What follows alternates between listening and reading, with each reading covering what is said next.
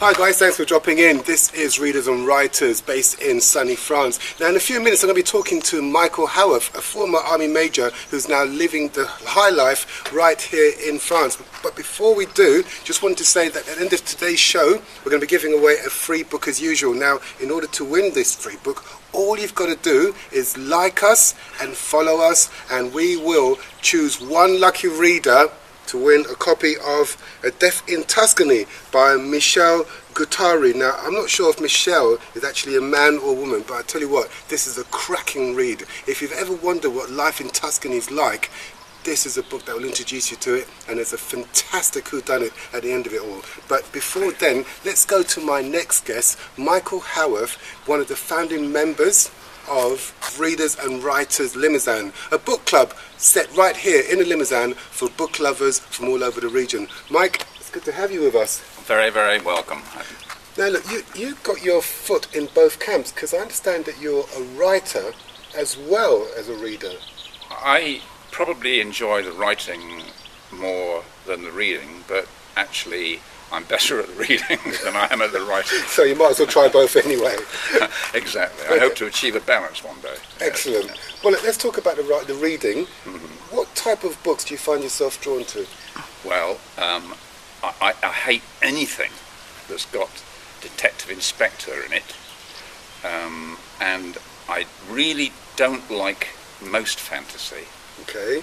But one of my favourite books is actually a classic fantasy, which is Gormenghast by Mervyn Peake, and that trilogy is entire fantasy, but it brings in a cultural message, and a message of how stupid you can actually live your life, and in this enormous fantastic castle that of course only exists in Mervyn Peake's mind.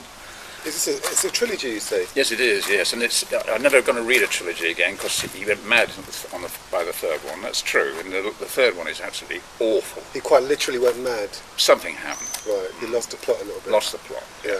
Okay, all right. So is this a book that you'd recommend that we should pick up and have a look at? I think we can undervalue the idea of that sort of book and say, oh, well, that's just fantasy. But if we look at things like Lord of the Rings, etc., etc., as long as they've got a message that is significant, I'm prepared to read them. And certainly Gormenghast has a huge social message all about authoritarian nonsense that you can put up with in life. It seems odd, though, that the idea of a message is important, because you find that most of the new books tend not to have a message. They just tend to kind of repeat what other people have written before, so almost like jumping on a bandwagon. Yeah, and it's a bit scary when you try and glass through some of the text of some of the new novels. They seem a bit as if people are desperate to get to 255 pages, even if it kills them. What do you think about the whole self-publishing idea? People being allowed to publish their own work? Well, I've only come across one person that does it, and I was quite shocked, because it seemed that the poor man was driven by a desire to cover his expenses to the point that he'd almost sort of tie you up in order to get you to buy a copy of his book, really. So people put out 1,000, 2,000 quid, and then they think, I've got to get it back. And so that sort of, I think, spoils the experience a bit, really. I think for a lot of people, they assume that the difficult part is the writing, but sometimes the difficult part starts after you've written the book, because then you've got to persuade people to buy the book. Absolutely. And interesting today that we've had on the news, because I'm an avid Today listener, and latest statistics show that the sale of printed books went up dramatically in the last 12 months, and the sale of electronic books, e-books, went down. That's amazing. That's amazing. That's new, isn't it? Yeah, it is. Certainly new. I understand that Amazon have now moved into bookshops. They're now launching their own bookshops to sell paperback books. Okay. And they were responsible for introducing the whole digital e-book era to us. Yeah. Perhaps we're seeing a glimpse of its demise, I don't know. Are you an e-book reader? Are you an e-book fanboy? Yeah, I am, because of necessity I spend a lot of time in other people's waiting rooms. That's what happens as you get older, I suppose. And it's hospitals and doctors and all the rest of it. And I can sit there in the glorious knowledge that I have something like 100 books I can dip into in the surgery. And that's great by me. I have just bought a collection of the entire works of Charles Dickens, including, I didn't realise that he made a history of England, but he did, and it was 45 pence. Wow. So I got all his classics on my, and I can sit there and dip in. On the other hand, I don't read a Kindle obsessively. Right, okay, but for 45p it's certainly worth picking up a Kindle, isn't it? Yeah, if you can get an entire classic author's entire life, even his letters to sort of sweethearts and things, then it's really something. Amazing. Tell me about the readers and writers in the Limousin region. Now, you're one of the founding members of this group that Sure. gets together once a month, and you sit down, and what happens? What do you do? Well, quite interestingly, we don't all just dash off and read the same book and then come back in a month's time and do a critique, which some people love. I would personally find it tedious. I don't like to be directed in my direction of reading. I don't want somebody to say, this month we're reading so-and-so, because inwardly I would probably say, no, I'm not. I did in fact go to one of the clubs, having not read the book, and gave my critique without having read it. Okay, how did that go? It went very well. Really? Absolutely. Very strange, that. Did you get a feeling nobody else read the book either? So No, they'd read it, but they took they all nodded sagely. Okay. Right, okay, that's good. Yeah, so you pulled it off. Yes, but so we don't read the same book. We haven't got many youngsters. That's a pity, but nevertheless, accepting the generations that we are, we've got either a half lifetime or almost a lifetime's experience of literature, either writing or reading, and gems just come out of people's mouths at the table and picked up and turned into other precious stones, and it goes round and round the table in a sort of circuit of interesting knowledge, experience, and at times completely nothing to do with reading and writing. But it's the spark that lights the conversation. Yes, it is, and the sort of people that are there, because they're people who have enjoyed literature. My goodness, you can tell they have learnt a lot from their hobby. Yeah. Okay. Tell us about your writing, because I understand that you also write for pleasure.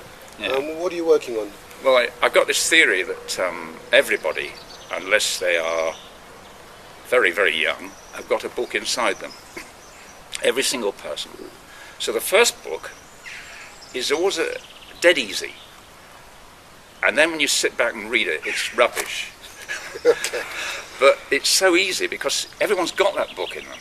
So my first book, I thought, wow, this is a real gas, I'm just going to be really famous. And then at the end, I went back over it and I thought, what a load of cobblers. Yeah.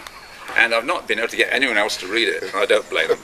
The second book... It couldn't be that bad. The second book, I think, is much more of a challenge, because suddenly you're not dipping into that well of yourself. You're actually thinking about your reader, and you produce a better result. Because writing for yourself is not desperately rewarding. No. So you've got to write for the reader. And the second book I'm doing, which is turning into that lovely word, a novella, sweet little word, sweet little book. I'm not going to pad it. I looked up on Google the definitions, the page numbers that you need to call something. You've got short story, novella, novel, tedious. There's all these sort of different definitions. And mine's going to come out as a novella if I'm lucky. And I'm not going to pad it like some people do, because I don't want to sell the thing anyway. I just want my friends to enjoy it. How many pages do you need to qualify as a novella? Well, forget pages perhaps, I was misleading you there. Words. 20,000 for a short story, 30,000 for a novella, and a minimum of 40,000 for a novel. Okay, all right. So, basically. That's the definition, whatever that means. And when do you think your novella will be officially available for people to have a look at? Oh, I'm giving it a final look over, and I reckon 6 weeks. I dip in when I feel. It's not a discipline. I don't get up at 8 o'clock in the morning and close my door and get out a packet of fags and lock myself away from the world. I just might be 3 o'clock in the afternoon and suddenly I think, chapter 6. Let's have a go. Let's have a go at it. Okay. Do you think of yourself as a writer or as somebody who likes to write? I think of myself as I have people at parties who move away from me because I can't stop talking. And I think it's almost the same with the writing. I just have an outgoing brain, as opposed to some people who will sit there patiently and learn a lot, but be very, very silent. Well, I can't be silent either with a pen or that thing, you know. So. And do you have a title yet for this official Yes, novella? yeah, I like the title. Isn't it funny? I knew the title, I knew the beginning, and I knew the end. And I think for me, that's important. I hadn't got an idea what was in the middle, but my title is Do Snowmen Sleep in the Summer?